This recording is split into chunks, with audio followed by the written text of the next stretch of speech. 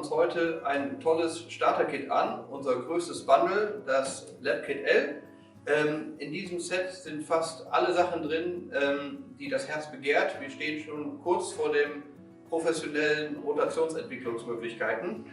Das ganze Set kommt eben auch mit einer Rollerbase, worauf man mit der manuellen Rotationsentwicklung schon einsteigen kann und besonders gute Chemieeffizienz hat. Und dieses Set ist wirklich super geeignet, wenn man öfter mehrere Filme nach dem Fotoshoot auch entwickeln möchte und kann dann besonders chemieeffizient auch arbeiten. In dem Set sind 2 Spiralen drin. Wenn man wirklich 4 Filme auf einmal entwickeln möchte, Kleinbildfilme, dann bräuchte man noch 2 mehr. Wenn man die Rollfilme hat, kommt man mit diesem Kit direkt mit 4 Rollfilmen mit diesem Kit hin. Das Einzige, was da noch fehlt, ist wie immer die Chemie. Und jetzt schauen wir uns mal an, was hier drin ist.